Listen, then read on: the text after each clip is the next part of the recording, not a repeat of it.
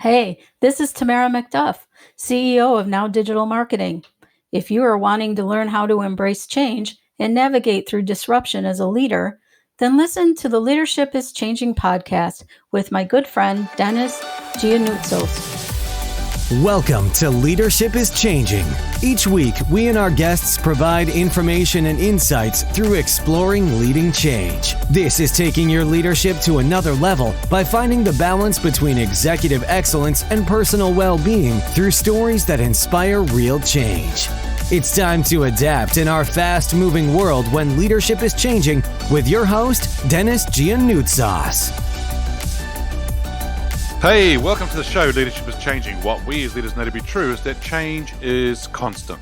Leaders everywhere confront similar obstacles because people are people, but everywhere you go, leaders are overwhelmed, disrupted, and under pressure. They run from email to email, meeting to meeting. Many leaders are not changing quick enough, which means they run the risk of becoming irrelevant and being left behind. The purpose of the show is taking our listeners' leadership to another level by finding their balance between executive excellence and personal well-being through stories that inspire real change. I believe we don't have enough effective leaders in the world today, and if we can get the leaders to step up and lead change, then they can inspire real change. Hey, listeners, it's now time to adapt in our fast-moving world, and I have a great a guest with me today. Her name is Tamara MacDuff, and Tamara is a self-taught digital marketing expert, having learned from the top digital marketers in the field, both in her hometown of Rochester, New York, and the world. She has a specialized niche for helping funeral homes and funeral directors be more human, to stand out online above all the noise, to be the leaders of the community they are. While the funeral industry is her specialty, she has worked with many different industries, such as travel and the restaurant industries. Tamara has held leadership positions in many community organizations. Most recently, she has led the Rochester Professional Consultants Network as their president, and her term expired in June of 2020. She became the first female chapter chair for SCORE Greater Rochester. In SCORE, Tamara has helped start over 40 businesses and mentored hundreds of business owners to start, run, or grow their businesses, which is tremendous.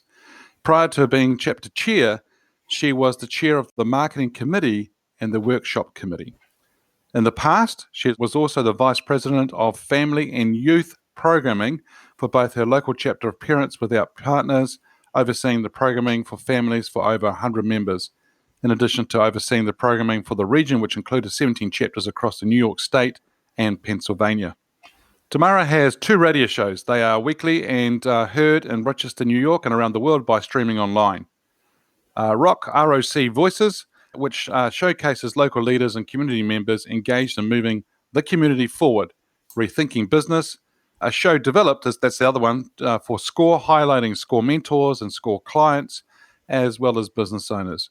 They talk about the journey of being a business owner and how mentoring leads to success. She is married to Jim, and they have a blended family of 5 children and 5 grandchildren. So, Tamara, welcome to today's session. Thank you. Thank you for having me, Dennis. Thank you. So I've given a really good brief on your background and bio there. Tell me, is there anything else you might like to share? Just that with the funeral industry, I grew up in it. That's where my passion comes from, that funeral industry. And I've just gotten the whole give back to the community and support the community through community service from my grandfather. So it's a long-standing family tradition. Yeah, it's interesting how we work in family businesses and how that tradition continues, which is great. And then leadership goes from one generation to another and so forth in that business and in the industry as well. So how did you get into leadership? Well, I always saw myself as a leader. My brothers called me bossy, but I told them they were leadership skills. But no, seriously, I started really with community things. So at our church, I oversaw the Sunday school program because I wanted my kids to have a more experiential hand and not just reading the scriptures. I went into the Parents Without Partners and sat on committees and became the vice president of the family and youth programming because I wanted to make sure my kids were having some fun stuff, and I just brought everybody else along for the ride. And so I started there. And then when I got involved with SCORE, I was mentoring business owners, and I thought that was great, but I thought I could take the the chapter to another level. And so I jumped in to oversee the marketing and the awareness, since that's what I did. And ultimately, I jumped in to become the female chair, the first female chair. Awesome. And so I like how you just say, I just jumped in. I just did I it, just jumped in. Yeah, Yeah. yeah. That's interesting. And for a lot of those, for some of those organizations, of course, that sounds like they're more voluntary organizations. Would that be right? Yes. Yeah. And Yes. I don't know about you, but I always find that, when you're in a business area and you've got the boss, and then they tend to sort of give you they lead or they manage and so forth. But when you're in a volunteer organization, I always find that leadership is where leadership is actually shown really well, because you have to be very influential. They don't work for you. They don't get paid by you. So you have to bring those teams together. What's your thoughts, or, what's been your experience around volunteer organizations? Exactly what you said too, is influencing them and connecting with them. That's my big thing, is being able to connect with others so that they do give me the buy-in that I need to move everybody forward. So the leadership that I brought to SCORE is very different, because I reached out to people one-on-one and I said, are you doing what you want to do in this organization? How can I help you be a better mentor? And so then I can connect them to resources that I have in my vast network, and I can provide learning opportunities for them as well, so that they can help their clients. Yeah, so listeners, it's Tamara's just saying here, Tamara. It depends on what Tamara. Tamara. Yeah, it depends on what country you come from. I know that in Australia, I think it's more Tamara. Tamara is what they say it, but Tamara. Yeah, it depends. I think, and it's important for us as leaders to build our toolkits and have our toolkits full. So when we are working with people like in volunteer organisations and that, we can actually refer them to our toolkits and resources and that and so forth. So here's an interesting question for you. Now, this person could be alive or from history. Who's your favourite leader and why? My favorite leader, I have several of them. That is an excellent question. But the one that I really lean on the most lately has been John Maxwell. I have loved his stuff forever and ever and ever. And what I really like about him is that he walks the talk. He doesn't just tell you what you need to do to be an effective leader. You can see it in everything that he does. His books are written in an easy to understand language that I can't put most of them down. I highlight all of them. I've got, flag stickers on everything so that I can go to different passages. And that's what I love about him, is that he's like every man. He's every man when he talks to people, and you are the most important person in the room when he's talking to you. Yeah, for our listeners, if you don't know who John Maxwell is, John C. Maxwell, he's an author of about 80 books, wonderful speaker, wonderful leader, and he's done so well over the years, and just had a big birthday for himself. And Mhm. John, as Tamara was saying, that John is someone who's really, really quite cool, in the sense that you're so right in his books. Easy read, so easy. It's a lot of leadership books that I find are very much technical jargon, very academic and things like that. His is layman's terms, very simple, easy to understand, and you're right, it's hard to put them down. And so, listeners, if you haven't already checked out John C. Maxwell, go and check out his books. Which one's your favorite book? Right now, my favorite book is Everyone Communicates But Few Connect. Yeah, wonderful. That's an Yeah. older book. Yeah. Yeah, and I think that's so true, because I've seen, and you and I have probably seen, and our listeners have seen leaders that communicate, and everyone goes, what are they going on about? But the leader that's able to be up there to communicate and really connect with the audience, that's just really, really special for people to experience, and I think it's a wonderful thing. So the show is called Leadership is Changing, and when I say that title, what does that mean for you? Oh, it means that leaders need to bring the human component back and start connecting with people, and stop thinking that it's just an academic thing, that everything has to be based just on the numbers. Well, the numbers tell us this, we have to go in this direction. Well, that may be, but what is the human balance to that as well? And I see a lot of leaders that just do not connect with their community. If they're political, right? They don't connect with the community. If they're a leader of a business, they're not connecting with the workers on the production floor. And that's where everything happens. And the leaders that take that 5 minutes and go around and just say hello to the people on the production floor, they're able to get those workers to do more Mm-hmm. and to move the company forward. And And then when you see businesses out there that are really doing what they can when we're all dealing with COVID, and when COVID hit, and when you saw business leaders come out and help at the food shelters or help other businesses say, your business is closed. Well, I still need things that you do. So could you do it in this particular way? Or they are collaborating on different things just to get people through the crisis. That's where leadership is changing. Leadership is getting more hands-on, I guess I would say. Yeah, it's wonderful. And then I saw the flip side too. I don't know if you saw this, where you didn't see leaders actually step up at all. Yes. And it's like, wow. And I think that goes back to probably my introduction, which I talk about, leaders are running the risk of, or they're not changing quick enough, which means they run the risk of becoming irrelevant, being left behind. And there it is. Boom. It's just happened. And they may not have felt it yet, but they are going to feel it. They're going to be left behind. And as you said, those leaders who have got out there with the community, got out there to do things, but also partner with others to get smart about what they do. Yeah, you're so right. They're going to be the ones that are going to be moving forward. And that is leadership is changing. Yeah. Yeah. So how has your business or industry changed, and what sort of pressures does that put on you? My business being in digital marketing, we've seen, again, that lack of connection because technology can be cold. So I see a lot of people still trying to post on social media, and they're just posting. They're posting with no purpose. And so I don't have to, but what I do is I help businesses find out what that purpose is and start creating those connections. Because the one thing that everybody gets wrong about things like social media and content marketing is that it's so powerful. And why isn't anyone liking my page? But they don't understand that social media doesn't work on social media. Social media works outside of social media. It works in the direct messaging box. It works in your inbox. It works on your website. It doesn't work on Facebook or Instagram or any of those platforms.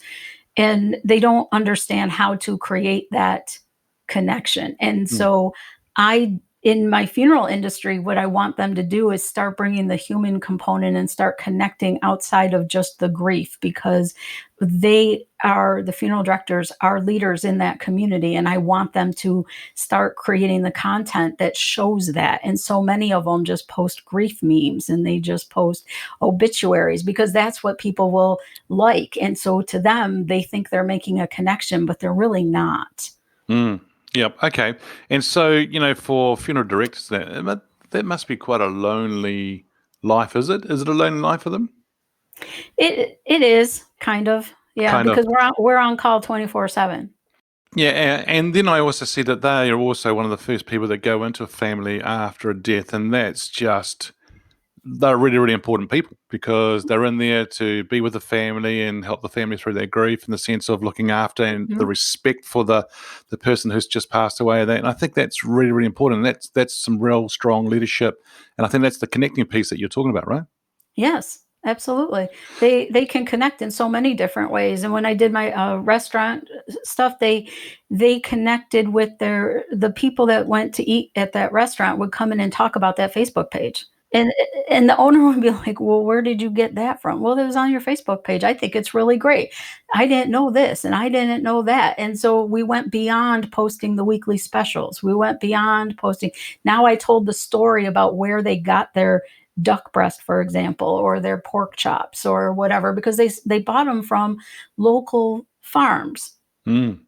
And nobody knows that. And so now there's another connection into the community, how they're helping other small businesses just by going to their favorite restaurant. Yeah. Yeah, that's fantastic. Yeah, so you can see that, you can join the dots, as we can call it, and they can see where things are going.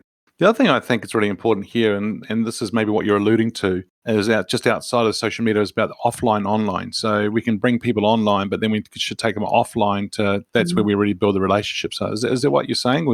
And how Yeah, does that work? that is what I'm saying. I mean, like with the restaurant, for example, that's a perfect example. Yep. They knew about this restaurant, right? This restaurant has their rabid fans and people love them.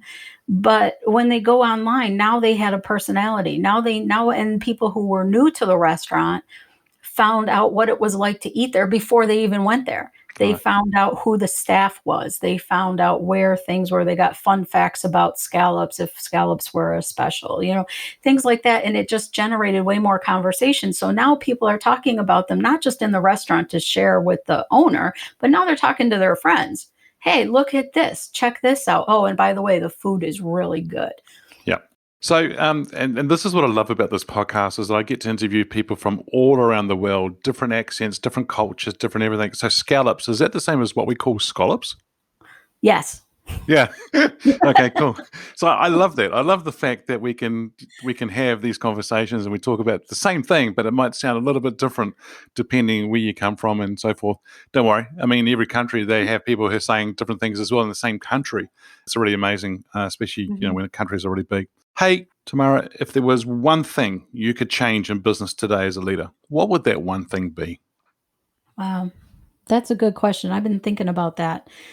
Just one, it still comes back to that whole connection. I would change the way leaders connect with their values and then with the people in the organization.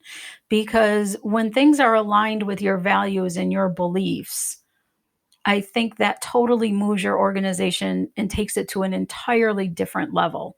It can kick it up so many notches. People will get involved because you believe in something. And I would love to, that's what I would change is that whole connection thing. That's what's really getting stuck in my craw in my own leadership in the organizations. I look to connect more with the mentors so that they can connect more with the community, and then the awareness of what SCORE does and things like that will rise. It's really quite interesting how we talk about the values and beliefs of organizations and how if we can connect those with the audience, with the staff, with the community, with our customers and so forth. It's really quite interesting. And in fact, that even goes right back to our stakeholders, our shareholders and so forth. Like, if they can understand the values and benefits, that's really good.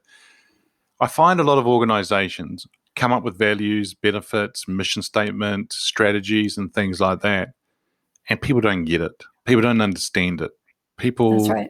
feel like, well, it's just something on a piece of paper. What I do see is that some people have it in a beautiful piece of paper. Maybe they may even laminate it. They may even make it look so fantastic, and put it up in the kitchen area where people go and get the tea and coffee and then say, well, there's our strategy, there's our values, there's our beliefs and things like that. But people still don't get it. I know what you're going to say next. It's about the connecting, but how do we get people to understand the values and the beliefs and the strategy and the mission of an organization? How do we do that? You have to live them. Your people have to live them. You Mm, have to make them your own. So, how does the leader embody those values in their everyday lives, in the when they're outside of the organization, whatever those values and beliefs are? What is that mission? How are they living it? And because that's where it comes from. yep. It's got to be ingrained in you. It's got to be something that you already champion. I mean, that something brought you into that, and eventually you have adopted those values and beliefs almost as your own. Yeah, yeah, good. So then we embody them. That's great. We bring them to life. We live them. We actually put it in place. We can't just talk about them and then do something different because that is really going to confuse people. And people are going to walk away. They're just going to say, this is just not congruent with who I am or where the organization's going forward. And it's really quite interesting to see that you can change out a senior leader like that and another leader comes in and they can connect well. They do embody the values of the organization and so forth. And you see that organization start to fly. Yep. And there's nothing beautiful. I mean, it's just beautiful. There's nothing out there like that that's not, once you see it happening, it's just like, wow, this is really, really cool to see. Yeah, Yeah. absolutely. Yeah. Yeah. That's interesting. And yeah, I really like what you say. You got to embody the values, and it's really about bringing it to life or walking that talk and living it. I think it's really, really important for sure. Now, you and I will know people who are employees. We've been employees in the past and so forth. So, how has employees' expectations of leaders changed? I think employees are expecting a lot more out of their leadership. Mm, And I think too, sometimes it's a little bit unrealistic on some degree, but they're craving that connection. They're like, please don't just give me another soundbite. Tell me how this is going to affect me because it affects you. Whatever it happens to be, whatever direction the company happens to be going into. I think that's what it is. The employee expectations, they expect to be listened to. They want to be heard. They want to be listened to. And, every leader can always run what I call maybe some kind of a benevolent dictatorship, right? Hmm. Where they can listen. You have a say, but you've got to have a really good argument to convince me to change something because Right. I'm the CEO. I'm the decision maker. And so whatever I say goes, but I will listen to your input. I tell people all the time the way I do that is I will listen to whatever you have to say. If there's a problem, please bring it to me. But if you do not follow up with a solution or how you're going to help me implement a new idea or how you're going to help me solve that problem, then I'll say, "Oh, that's a great idea. That thank you for bringing that to my attention," and then I'm going to move on. Because the people who are bringing solutions to me in addition to opening my eyes to a problem, those are the people that I want to pay attention to. Yep, yep. And so a lot of people do whinge, and a lot of people do moan and groan about things. But you're so right. If you can come along with the issue, but also bring maybe one, two, or three different options, solutions, and the one that you're recommending to go ahead with and Mhm. why, I think that would just be so much better for sure. The other thing too is I'm going to go back to again about the how. So how do we connect? I love what you say about the no sound bites because people are like, "Yeah, but I don't get it. What does it mean?" I think making things relevant for people is really, really quite key for them. And that's part of the connecting. But any Mhm. ideas on how we could do that, how we could make it more relevant for people? Always bring in context to your Mm. soundbite. I was interviewing yesterday a political candidate for mayor in our local hometown here. And on his Facebook page, he had given a quote about his favorite quote from Frederick Douglass. But all he said was the quote. And I said, if you want to connect with people, why don't you tell me why that quote is important to you and how that affects all of your stuff that you want to change in the city. So, he wants to do more for jobs and businesses and, the people and all that. But is that quote a foundational quote for you? Is that something that you live? What's that context? And so you can do that simply with just a Facebook post. Yep. You And, know, and that's and anyone can do that. Oh, yeah, and it's not we talked about that on the radio, and he's like, "Well, he gets into personality because he hears human and he hears personality." And I said, "That's not it. You gotta there's ways you can do that and tie it into all of the things that you wanna do for the community with whatever your initiatives are." Yeah, that's a good point. And I think the other thing here is that, as you're saying about doing that, and a lot of executives I work with, I talk to them about being digital savvy. They need to be digital Mhm. savvy. Not only it's digital savvy, but also being active in the digital world. They're like, what? You mean I need to be on social media all the time? I went, no, that's not what I'm saying. What I'm saying is that if you take LinkedIn as an example, anyone can click like, anyone can share a quote from someone else or an article from someone else. That's great. But what I'd like you to do is put your words around it, wrap it around that, and see what value you can add to that post, to that quote, to something else, and what it means for you and others. So then people get to know you as the individual. And that's when they start to get to know the personality. That's when they start to get to understand the human being, right? And so forth. And so people are going, oh. So of late, I've seen a couple of these execs go out and actually write some articles. Just one article, give it a go, see what it's like. Dennis said, do this. So they wrote an article. They stuck a photo up there they got it from unsplash.com and did what they needed to do and put it up there and away it goes.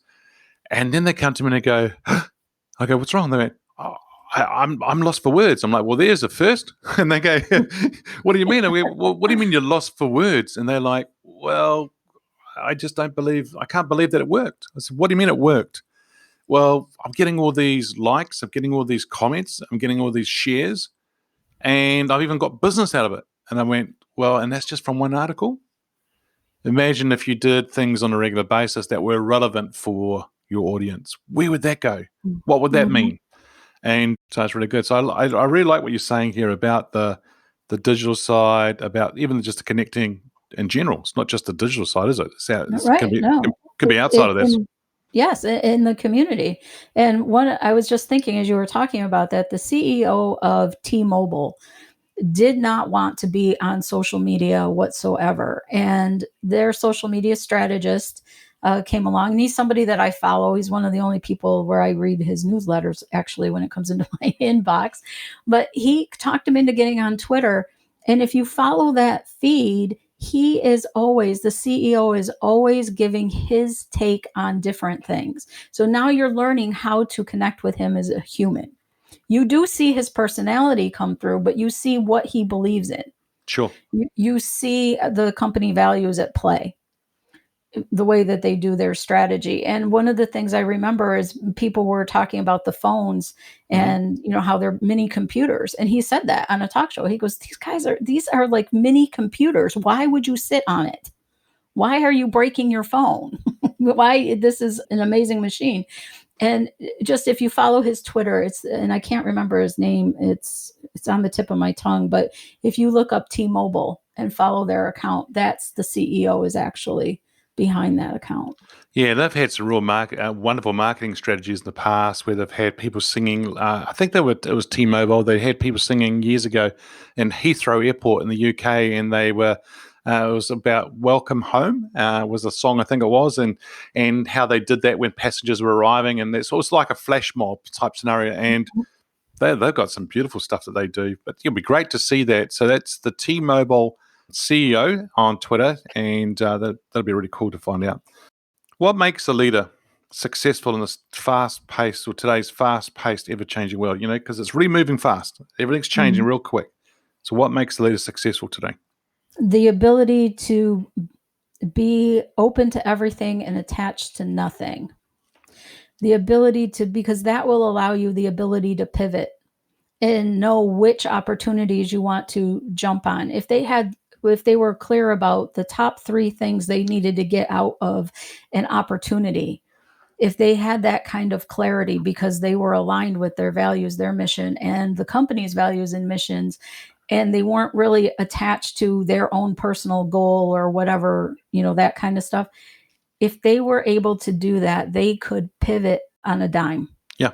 Anything could happen, and they would find a way to seize that opportunity and see things as an opportunity instead of just another challenge.